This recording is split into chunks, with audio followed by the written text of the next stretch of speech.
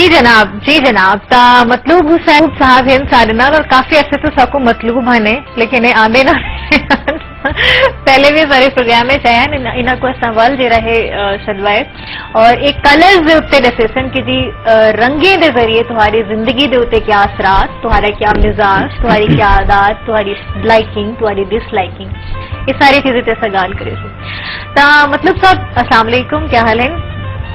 ٹھیک ہے بھی خیریت نال سب ٹھیک ٹھاک؟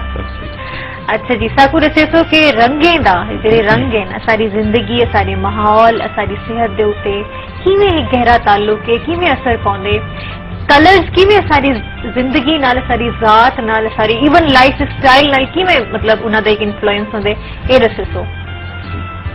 تو اس کی ابتدا علامہ اقبال کے ایک شعر سے کرتے ہیں۔ جی ضرور۔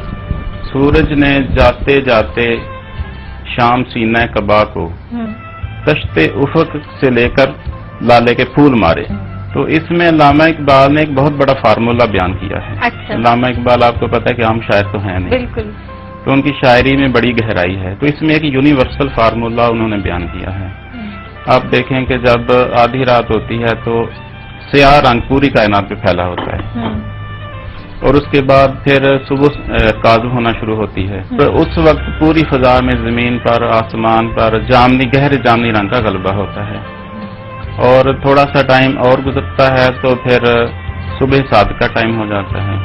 صبح صادق کے ٹائم آپ دیکھیں تو گہری نیلے رنگ کی روشنیاں زیادہ ہوتی ہیں، اور تھوڑا سا سورج اور بلند ہوتا ہے تو وہی روشنی جو نیلے رنگ کی ہوتی ہے وہ سرخ رنگ میں تبدیل ہونا شروع ہو جاتی ہے، اور سرخ رنگ جو ہے وہ پھر زرد رنگ میں تبدیل ہوتا ہے، اور زرد رنگ جو ہے وہ نارنجی رنگ میں، سورج طلوع ہوتا ہے اس ٹائم زرد رنگ اور نارنجی رنگ یہ مکس ہو کے ایک نیا رنگ بنتا ہے، اور پھر سورج جب تھوڑا سا بلند ہوتا ہے تو پھر سفیدی کی طرف مائل ہونا شروع ہو جاتا ہے، پھر پوری کائنات پہ پوری زمین پہ سفید رنگ کا غلبہ ہو جاتا ہے۔ تو اسی طرح جب سورج ڈھلنا شروع ہوتا ہے تو یہ پراسر ریورس ہو جاتا ہے۔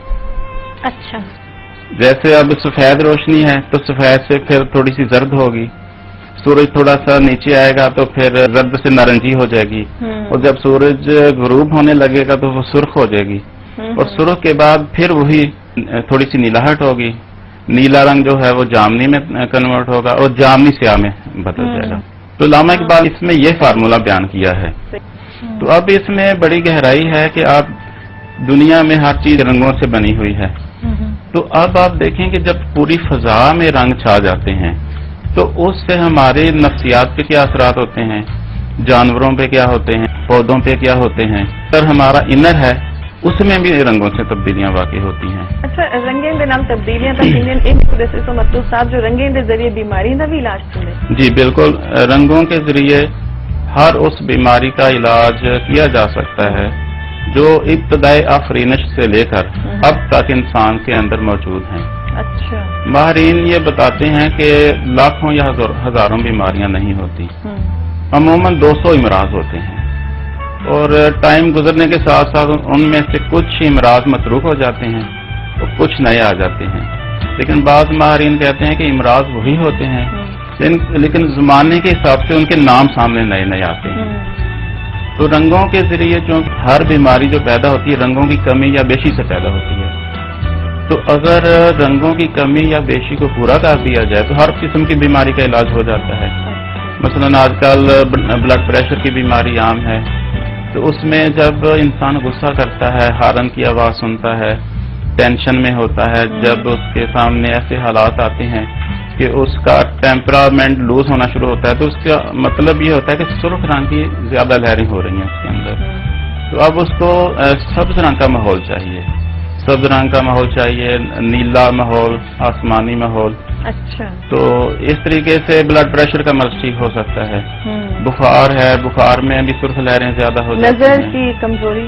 میری نظر خود بچپن سے کمزور تھی، اچھا، اور جب میں 6ٹھی کلاس میں تھا تو ایک تحریر لکھی ہوئی تھی، تو میرے والد صاحب نے کہا کہ یہ نظر آ رہی ہے تمہیں؟ میں نے کہا کہ مجھے تو نہیں نظر آ رہی، تو کہنے لگے مجھے تو نظر آ رہی ہے، تو کہتے ہیں کہ آپ کی نظر کمزور ہے۔ تو اسی ٹائم مجھے ڈاکٹر کے پاس لے گئے، وہاں چیک اپ ہوا تو میری 2.0 की मुझे ऐनक लग गई। क्रिकेट भी खेलता था तो मेरे ذہن में यह था कि ऐनक नहीं होनी चाहिए, भागने में भी उससे प्रॉब्लम होती थी, तो मैंने कोशिश की कि किसी न किसी तरह ऐनक उतारी जाए।